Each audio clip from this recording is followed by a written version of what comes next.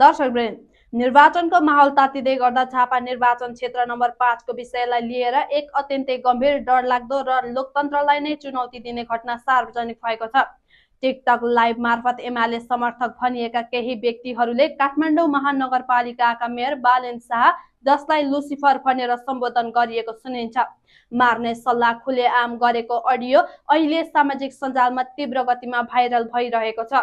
Viral अडियोमा उनीहरूबीच यस्ता मान्छेलाई छोड्नु हुँदैन, मौका पायो भने सकाउनु पर्छ, अब चुनावमा यिनीहरू टिक्न दिनु हुँदैन जस्ता शब्दहरू स्पष्ट रूपमा सुनिन्छन्, जसले राजनीतिक असहमतिको नाममा हिंसा र हत्या उक्साहट कति खतरनाक स्तरमा पुगेको छ भन्ने देखाउँछ। दर्शकवृन्द, यो केवल गाली वा भावनात्मक प्रतिक्रिया होइन, यो प्रत्यक्ष रूपमा हत्या गर्न उक्साउने आपराधिक अभिव्यक्ति हो। नेपालको मुलुकी अपराध संहिता अनुसार कसैलाई ज्यान मार्ने धम्की दिनु, हत्या गर्न उक्साउनु वा योजना बनाउनु गम्भीर फौजदारी अपराध मानिन्छ। कानुन अनुसार यसले कार्यमा संलग्न व्यक्तिलाई कैद र जरिवाना दुवै सजाय हुन सक्छ। त्यसैले यो अडियो कुनै सामान्य सामाजिक सञ्जाल सामग्री होइन, यो कानुनको दायराभित्र पर्ने आपराधिक प्रमाण हो। टिकटक लाइभ जस्तो खुल्ला प्लेटफर्ममा यति गम्भीर विषय खुलेआम छलफल हुनु आफैमा चिन्ताको विषय बनेको छ। सामाजिक सञ्जाल अभिव्यक्ति स्वतन्त्रताको माध्यम हो, तर हत्या, हिंसा र घृणा उक्साउने अभिव्यक्ति कानुनले स्वीकार गर्दैन। निर्वाचनको समयमा यस्ता अभिव्यक्तिले समाजलाई विभाजन गर्ने, असुरक्षा फैलाउने र लोकतान्त्रिक प्रक्रियामाथि सिधा प्रहार गर्ने खतरा बोकेको हुन्छ।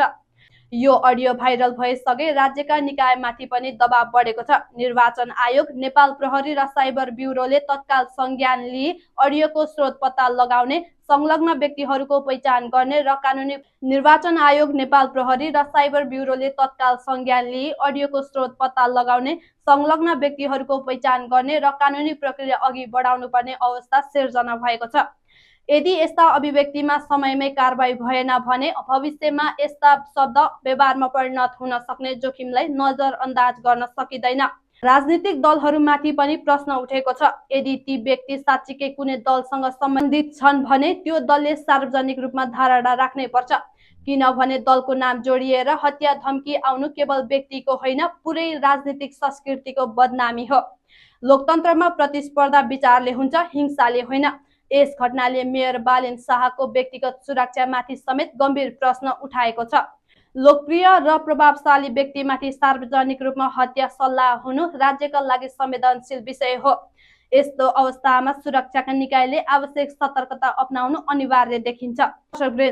चुनाव लोकतन्त्रको उत्सव हो, तर यही उत्सवलाई रक्तपातको भाषाले बदनाम गर्न खोज्नु अत्यन्तै खतरनाक संकेत हो। टिकटक लाइभमा बोलेको भन्दैमा त्यो कानुनभन्दा माथि हुँदैन, शब्द पनि अपराध बन्छ जब त्यसले ज्यान मार्ने सन्देश दिन्छ। आज भाइरल भएको यो अडियो केवल एउटा क्लिप होइन, यो नेपाली लोकतन्त्रका लागि चेतावनी हो। यदि आज यस्ता अभिव्यक्तिलाई सामान्य ठानियो भने भोलि लोकतन्त्र शब्दमा मात्र सीमित हुन सक्छ।